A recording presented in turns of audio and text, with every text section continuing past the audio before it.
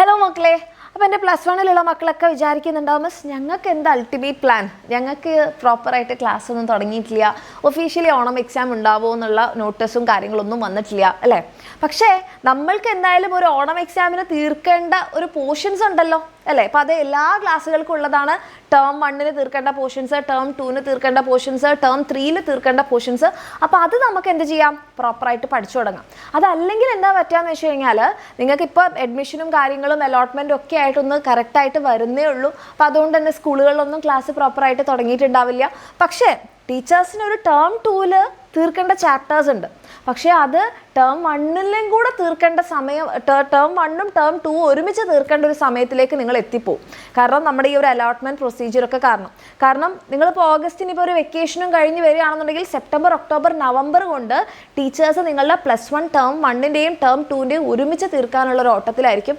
കാരണം അവരെയും പറഞ്ഞിട്ട് കാര്യമില്ല, അവർക്ക് സമയം കിട്ടിയിട്ടില്ല അല്ലേ. അപ്പോൾ അതിനിടയിൽ ആക്ച്വലി സ്ട്രഗിൾ ചെയ്യാൻ പോകുന്നത് ആരായിരിക്കും, നിങ്ങളായിരിക്കും. അപ്പം നമ്മൾക്ക് എന്ത് ചെയ്യാം, ഈ സമയം ഏറ്റവും എഫക്റ്റീവായിട്ട് ഉപയോഗിക്കാം അല്ലേ. അപ്പോൾ അങ്ങനെ നിങ്ങൾക്ക് ഉപയോഗിക്കാമെന്നുണ്ടെങ്കിൽ എന്തായാലും നിങ്ങൾ കുറച്ച് കംപ്ലീറ്റ് ചെയ്തു, ഒന്നും പഠിച്ചില്ല, മുഴുവൻ കംപ്ലീറ്റ് ചെയ്തത് ഏത് അവസ്ഥയിലാണെന്ന് മിസ്സിന് ഇപ്പോൾ ഊഹിക്കാൻ പറ്റും. ഓക്കെ, പറ്റുകയാണെങ്കിൽ നിങ്ങൾ കമൻറ്റ് ചെയ്യാം. കാരണം എന്താണെന്ന് വെച്ച് കഴിഞ്ഞാൽ ഇപ്പോൾ മിസ് എങ്ങനെയാണ് കംപ്ലീറ്റ് ചെയ്യാൻ വേണ്ടി പറ്റുക എന്ന് നിങ്ങൾ ചിന്തിക്കുന്നുണ്ടാവും. അതെന്താണെന്ന് വെച്ച് കഴിഞ്ഞാൽ നമ്മളുടെ എക്സാമിനറുടെ +1 അഗ്നി ബാച്ച് നമ്മൾ ഓൾറെഡി നേരത്തെ സ്റ്റാർട്ട് ചെയ്തിട്ടുണ്ടായിരുന്നു. അതിന് ഒത്തിരി മക്കൾ നമ്മുടെ അഗ്നി ബാച്ചിൽ സ്റ്റാർട്ടിങ് മുതൽ തന്നെ പഠിക്കുന്നുണ്ട്. അപ്പോൾ അവരെ സംബന്ധിച്ചിടത്തോളം അവർ ടേം 1ൻ്റെ പോർഷൻസ് കംപ്ലീറ്റ് ചെയ്തിട്ടുണ്ടാവും. ഓക്കെ, ഇനി അതല്ല അതിനിടയ്ക്ക് വെച്ച് ജോയിൻ ചെയ്തവർ കുറച്ച് എന്നുള്ള ലെവലിലായിരിക്കും ഇതുവരെ ഒന്നും പഠിച്ചു തുടങ്ങാത്ത മക്കളും ഉണ്ടാവും. ഓക്കെ, അപ്പോൾ നിങ്ങൾ ഏത് കാറ്റഗറിയിലാണെങ്കിലും നിങ്ങൾ ആദ്യം തന്നെ നിങ്ങളുടെ ഓണം എക്സാമിൻ്റെ അഥവാ ടേം 1ൻ്റെ സിലബസ് നിങ്ങൾ മനസ്സിലാക്കാം. ഇത്രയും ചാപ്റ്റേഴ്സ് നിങ്ങൾ ഓണം എക്സാമിന് മുമ്പ് ശരിക്കും കാര്യങ്ങൾ പ്രോപ്പർ ആയിരുന്നെങ്കിൽ നിങ്ങൾ ടേം 1 തീർക്കേണ്ട ചാപ്റ്റേഴ്സാണ്. ഓക്കെ, അപ്പോൾ ഈ ഒരു ടാർഗറ്റ് എൻ്റെ കുട്ടികൾ വെക്കുക. ഓക്കെ, നിങ്ങൾക്ക് ഓണം എക്സാം ഉണ്ടാവുമോ ഇല്ലയോ എന്നുള്ളതിൻ്റെ ഒരു നോട്ടീസും ഇതുവരെ വരാത്തതുകൊണ്ട് തന്നെ നമുക്ക് ഉണ്ടാവില്ല എന്ന് പ്രതീക്ഷിക്കാം. അപ്പോൾ നമ്മളിത് എങ്ങനെ പഠിച്ചെടുക്കും?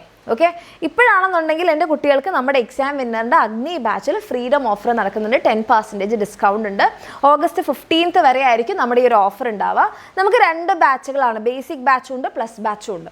പ്ലസ് ബാച്ചിലാകുമ്പോൾ ബുക്ക് സെറ്റും റിവിഷൻ ബാച്ചും ഇതിൻ്റെ കൂടെ ഫ്രീ ആയി കിട്ടും. ഓക്കെ, ഓൾറെഡി അവിടെ നിങ്ങൾക്ക് വേണ്ടിയിട്ടുള്ള കംപ്ലീറ്റ് ടോപ്പിക് വൈസ് ക്ലാസ് ഉണ്ടാവും, അതിൻ്റെ നോട്ട്സ് ഉണ്ടാവും, പ്രീവിയസ് ഇയർ ക്വസ്റ്റ്യൻസ്, അതായത് ലേറ്റസ്റ്റ് പ്രീവിയസ് ഇയർ ക്വസ്റ്റ്യൻസ് വരെ ഉണ്ടാവും, ചാപ്റ്റർ വൈസ് എക്സാമും ചാപ്റ്റർ വൈസ് വർക്ക്ഷീറ്റ് ഒക്കെ ഉണ്ടാവും. അപ്പോൾ ഈ ഒരു ടാർഗറ്റ് നിങ്ങൾക്ക് മനസ്സിലായല്ലോ, നിങ്ങൾക്ക് ഏതൊക്കെ പോർഷൻസ് പഠിക്കാനുണ്ടെന്നുള്ളത്.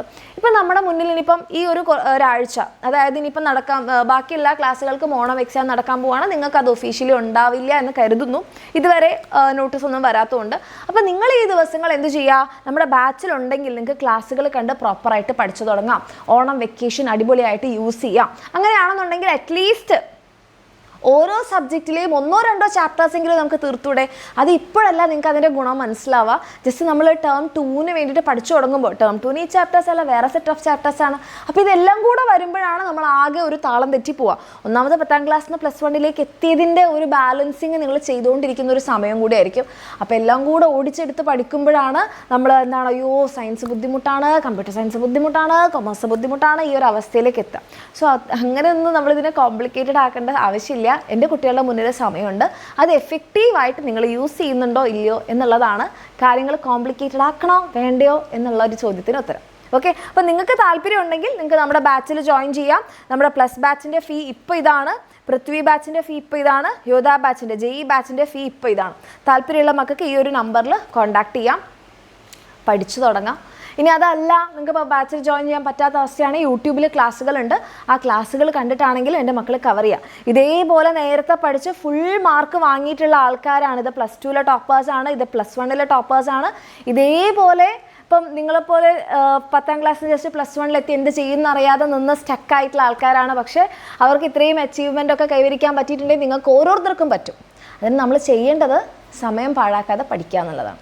എൻ്റെ കുട്ടികൾക്ക് അങ്ങനെ ആഗ്രഹം ഉണ്ടെങ്കിൽ നിങ്ങൾക്ക് ഓപ്ഷൻസ് ഉണ്ട്. ഇപ്പോഴാണെങ്കിൽ ഫ്രീഡം ഓഫർ ഉണ്ട്, താഴെ കാണുന്ന നമ്പറിൽ മെസ്സേജ് ചെയ്യുക. ഇനി അതല്ല എന്നാണെങ്കിൽ തന്നെ യൂട്യൂബിൽ ക്ലാസ്സുകളുണ്ട്, അത് കാണാം, പ്രോപ്പറായിട്ട് പഠിക്കുക.